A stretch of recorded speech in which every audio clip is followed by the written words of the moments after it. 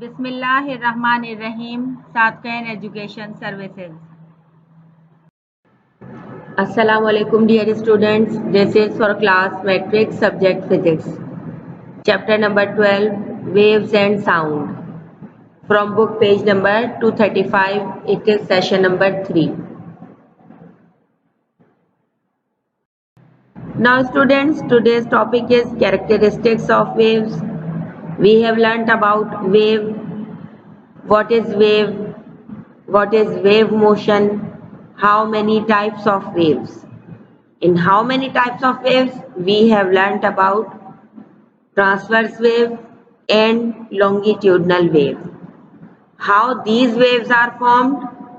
We have learnt transverse wave is the wave which is like water wave, और जब भी आप रस्सी को पकड़ के रोप को किसी आप जड़ देते हैं उसमें जो मूवमेंट फॉर्म होती है, वेव फॉर्म होती है, वो लॉन्गिट्यूडनल वेव की एग्जांपल हमने उसकी दी थी।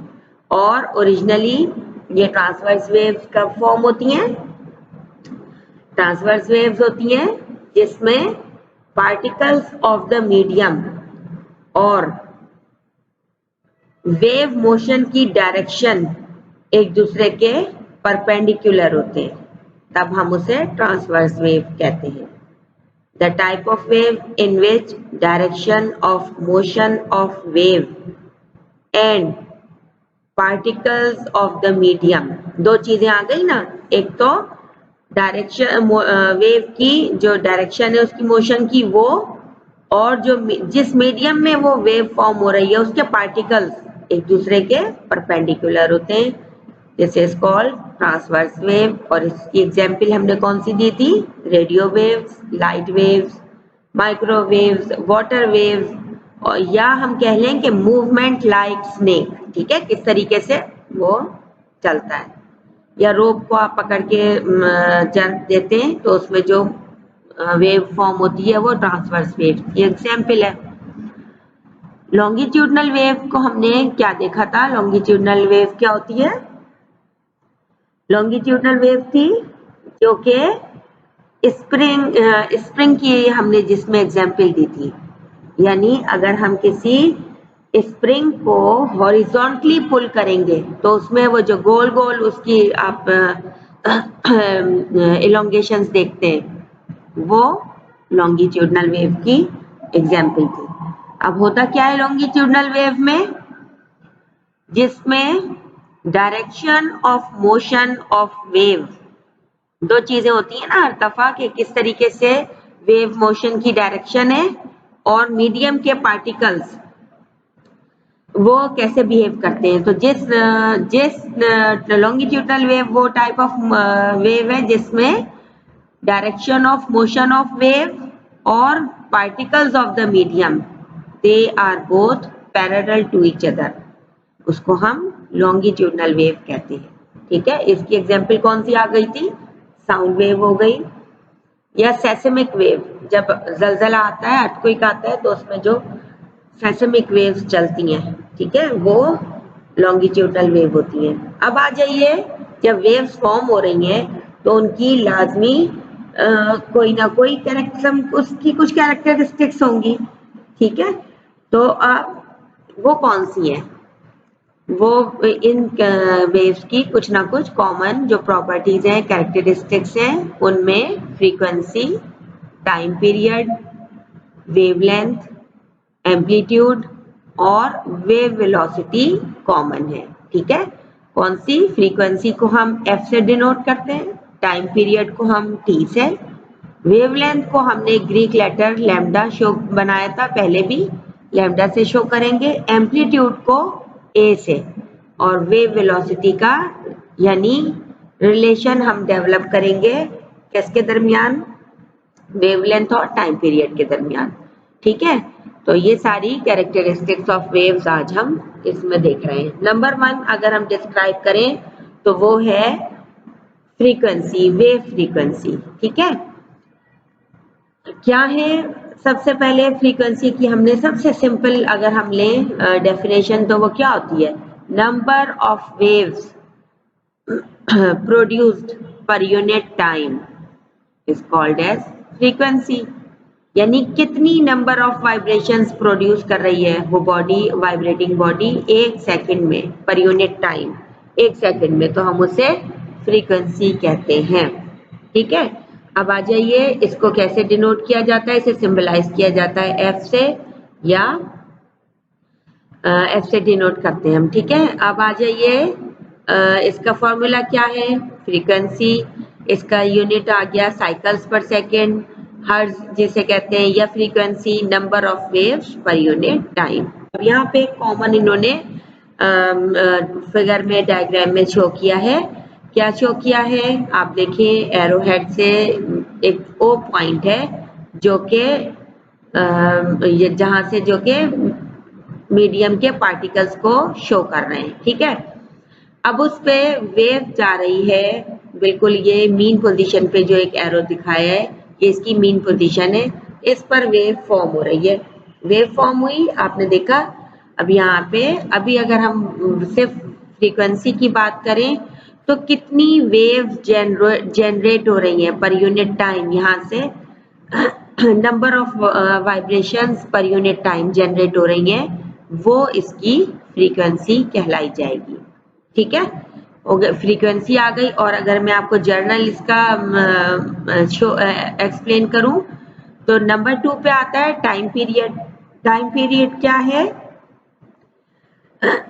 Time taken to complete one vibration, one oscillation is called as time period. यानी एक पूरी ऑसिलेशन कंप्लीट करने के लिए जो टाइम रिक्वायर्ड है वो टाइम पीरियड है। तो कितनी यहाँ पर टाइम पीरियड आ गया, कितनी वेव्स जनरेट हो रही है एक ऑसिलेशन, वो फ्रीक्वेंसी में आ गई पर यूनिट टाइम में। और यहाँ पर आप देखिए ए शो कर रहा है मीन पोजीशन से वेव का डिस्टेंस, दैट इज एम्पलीट्यूड। ठीक है, यानी एम्पलीट्यूड क्या था, maximum displacement of the particle from its mean position, यानी कितना डिस्प्लेसमेंट आ रहा है मीन पोजीशन से, वो एम्पलीट्यूड है। और हमने वेवलेंथ कल सीखा था, वेवलेंथ क्या होती है, distance between two consecutive crest और कंसेक्यूटिव ट्रफ, यानी एक क्रेस्ट फॉर्म हो रहा है, दूसरा फॉर्म हुआ, उन दोनों के दरमियान के डिस्टेंस को वेवलेंथ से शो किया गया। Number 2, wave time period. बेटा इसे रिकॉल करिए, wave time period. Time period को अगर हमने बिल्कुल बेसिक देखा था तो क्या था, time required to complete one vibration is called as time period. ठीक है, वेव को एक वाइब्रेशन या एक ऑसिलेशन पूरा करने को टाइम पीरियड कहा जाता है। तो अब जब ये वेव स्टार्ट हुई, ठीक है, मीन पोजीशन से चली और वो अपने ओरिजिन से, और उसने एक पूरा वेवलेंथ कवर किया। वेवलेंथ कवर करने का मतलब ये है कि एक क्रेस्ट से दूसरे क्रेस्ट तक पहुंची और एक ट्रफ से दूसरे ट्रफ तक पहुंची। अब क्रेस्ट क्या था, मीन पोजीशन से ऊपर वाला पोर्शन जो वो वेव बनाती है साइकिल, वो क्रेस्ट होता है, और यानी पॉजिटिव वाई एक्सिस में जो फॉर्म होता है। और जो नीचे फॉर्म होता है जब वो नीचे जाती है मीन पोजीशन से, तो वहां यानी नेगेटिव वाई एक्सिस में जो नीचे फॉर्म होता है साइकिल, उसे ट्रफ कहा जाता है। तो दो क्रेस्ट के दरमियान या दो ट्रफ जब फॉर्म करेगी तो तब एक कंप्लीट वेव होगी। इससे इस टाइम को टाइम पीरियड कहा जाता है। ठीक है, यानी time taking to complete one wave is called as time period.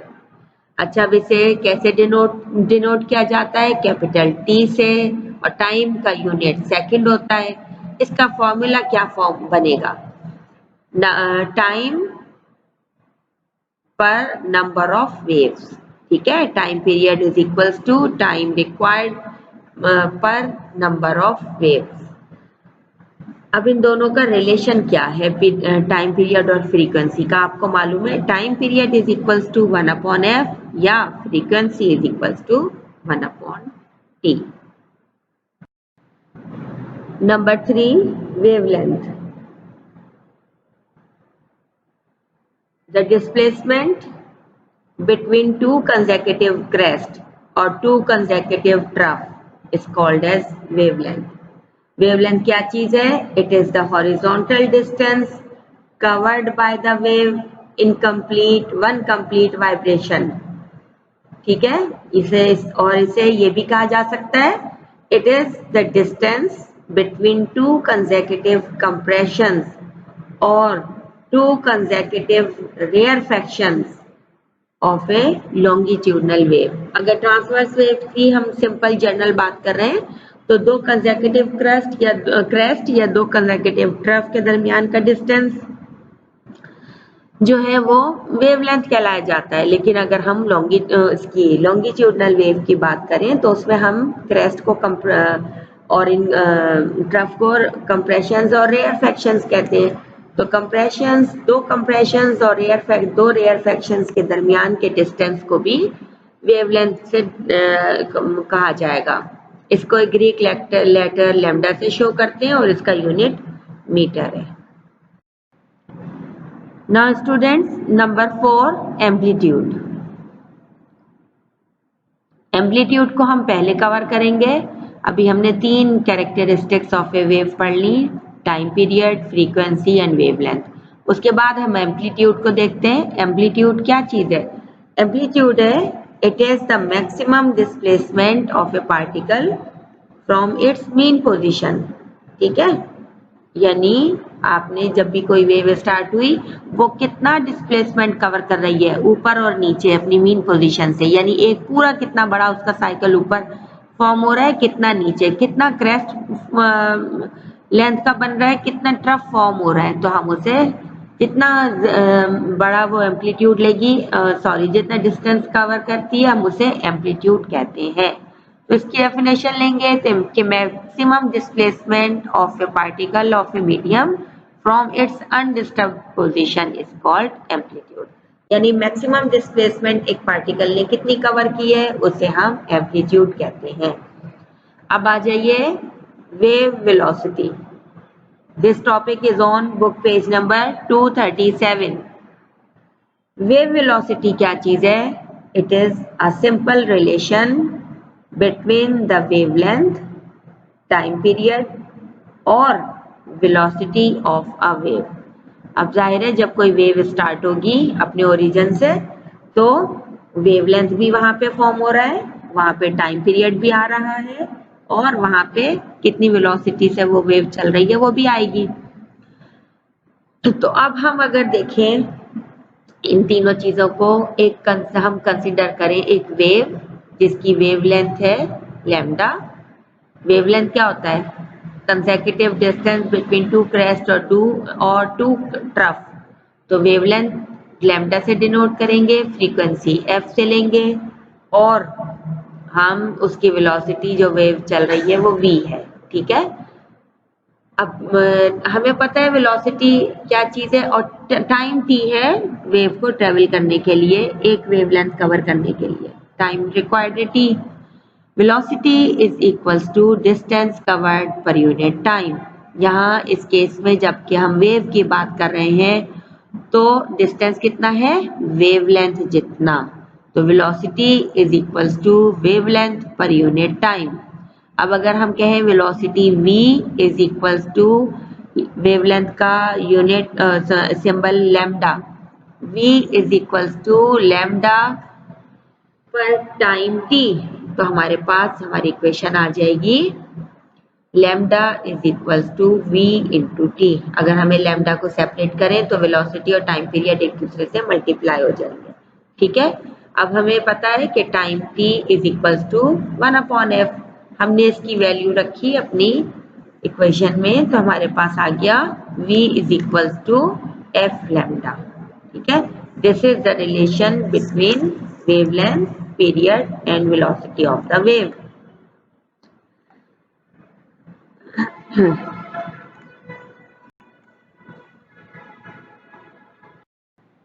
Now the topic is behavior of waves from book page number 239. First topic is reflection.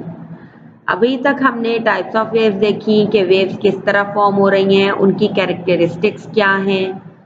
अब हम देखेंगे कि ये वेव्स किस तरह से बिहेव करेंगी, यानी अगर वेव्स फॉर्म हो रही हैं, उनके रास्ते में दरमियान में कोई सरफेस आ जाती है, या डिफरेंट वेव्स चल रही हैं और वो एक दूसरे से टकरा रही हैं, तो क्या तो वहां पर कैसे बिहेव कर रही हैं, या डिफरेंट डायरेक्शन से आने वाली वेव्स एक दूसरे को कैंसिल करेंगी या एक दूसरे का इफेक्ट को हाईलाइट करेंगी। तो ये सब हम अभी बिहेवियर ऑफ वेव्स में पढ़ेंगे।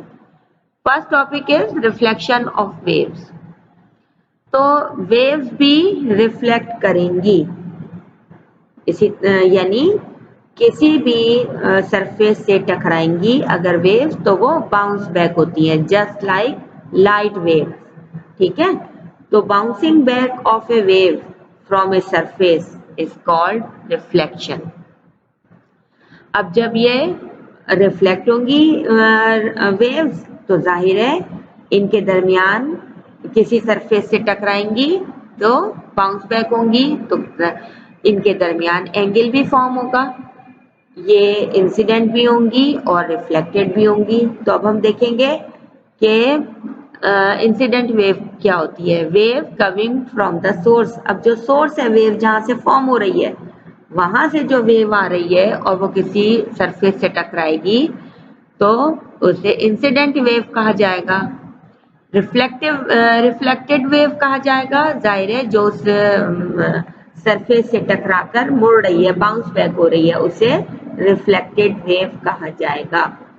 इसी तरीके से जो एंगल फॉर्म होगा इंसिडेंट वेव में और रिफ्लेक्टेड वेव में, वहां पे कोई एंगल भी फॉर्म हो रहा है, तो angle at which the wave is reflected is equal to the angle at which the wave is incident to the surface. ये दोनों ये वेव्स के दरमियान एंगल भी फॉर्म होगा।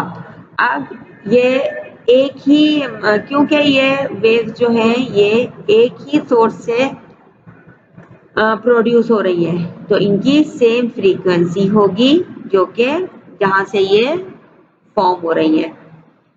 तो इंसिडेंट वेव की और रिफ्लेक्टेड वेव की सेम फ्रीक्वेंसी होगी क्योंकि ये सेम सोर्स से फॉर्म हो रही है और सेम ही मीडियम में यूनिफॉर्म डेप्थ के साथ चल रही हैं। ठीक है, इसी तरीके से सेकंड टॉपिक पर आइए, interference of waves. It is on book page number 240।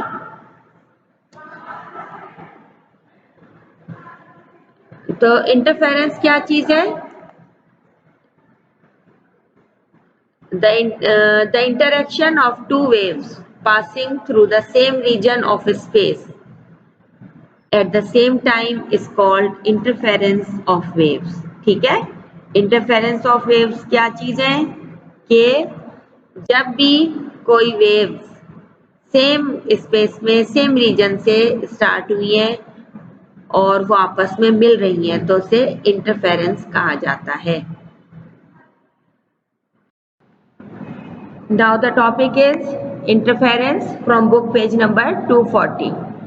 अभी हमने देखा इंटरफेरेंस क्या है, interaction of two waves passing through the same region of space at the same time. Interference वो है जब दो वेव्स एक ही रीजन से एक ही टाइम पर पास हो रही हो, तो उसे इंटरफेरेंस कहा जाता है। अब इंटरफेरेंस जो है ये दो तरह का हो सकता है, कंस्ट्रक्टिव भी और डिस्ट्रक्टिव भी। कंस्ट्रक्टिव इंटरफेरेंस क्या होगा कि जब भी दो वेव जो एक साथ पास हो रही हैं, एक दूसरे को सपोर्ट कर रही हैं, यानी जब एक वेव का क्रेस्ट दूसरी वेव के क्रेस्ट के ऊपर फॉल होगा तो उसे कंस्ट्रक्टिव इंटरफेरेंस कहा जाता है। यानी दो वेव पास होना शुरू हुई और ऐसे दोनों वेव पास होना शुरू हुई कि एक का क्रेस्ट, एक वेव का क्रेस्ट दूसरी वेव के क्रेस्ट के ऊपर ही आ रहा है, ठीक है, फॉर्म हो रहा है, तो वो कंस्ट्रक्टिव इंटरफेरेंस है। अभी हमने इससे पहले बात की थी कि क्रेस्ट क्या होता है। क्रेस्ट होता है पॉजिटिव वाई एक्सिस में मैक्सिमम डिस्प्लेसमेंट वेव का। तो अब देखें यहाँ पर क्या इक्वेशन बन रही है, y जो यानी एक जो एम्पलीट्यूड बनेगा उस वेव का जो इन दोनों वेव्स के मिलने से बनेगी वो क्या है, y is equals to y1 plus y2। एक वेव का के एम्पलीट्यूड को हम y1 का नाम देंगे, दूसरी वेव के एम्पलीट्यूड को हम y2 का नाम दें। तो दोनों वेव्स जब क्रेस्ट एक दूसरे के ऊपर फॉर्म हो रहे हैं तो y जो एम्पलीट्यूड बनेगा दोनों वेव्स का वो किसके इक्वल होगा, y1 plus y2 and the resultant will be greater, यानी रिजल्टेंट वेव जो होगी वो बड़ी फॉर्म होगी। दोनों का क्रेस्ट फॉर्म मिल गया, दोनों का एम्पलीट्यूड मिल गया तो बड़ी वेव फॉर्म हो रही है। ये कंस्ट्रक्टिव इंटरफेरेंस है। Look at the diagram below. नीचे वाली डायग्राम ये डिस्ट्रक्टिव इंटरफेरेंस को शो कर रही है।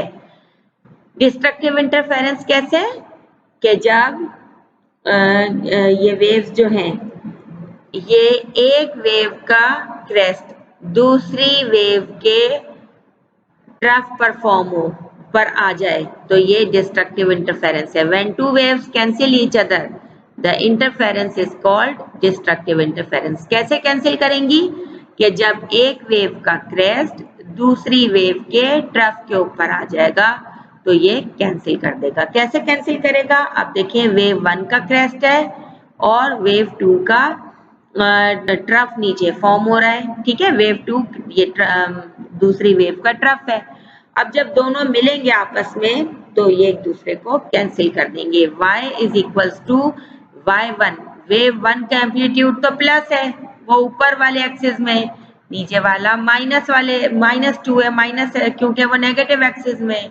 तो दोनों का एम्पलीट्यूड एक दूसरे को कैंसिल कर देगा, हमारे पास एक स्मॉलर एम्पलीट्यूड की वेव फॉर्म होगी। Now that stationary waves topic is on page number 240 and 241. What is stationary wave? जब भी stationary wave कब फॉर्म होगी, it is produced when two waves of the same amplitude and frequency but they are traveling in opposite directions are combined. Stationary wave will form, ठीक है, जहां पर मुख्तलिफ direction से चलने वाली वेव्स आपस में मिल जाएं उसे स्टेशनरी वेव कहा जाता है। उनकी एम्पलीट्यूड और फ्रीक्वेंसी सेम होगा। अब देखिए यहाँ पे एक वेव फॉर्म हो रही है, आप लेफ्ट और राइट से देख लें, दोनों तरफ से वेव स्टार्ट हुई। एक का क्रेस्ट दूसरी वेव के ट्रफ के ऊपर आ रहा है। अब जब ऐसे चली है तो जाहिर है कोई इनके मीटिंग पॉइंट भी है। तो नोड्स किसे कहा जाता है, नोड को। स्टेशनरी वेव में the points of zero amplitude या आप कह लें points of destructive interference are called as nodes.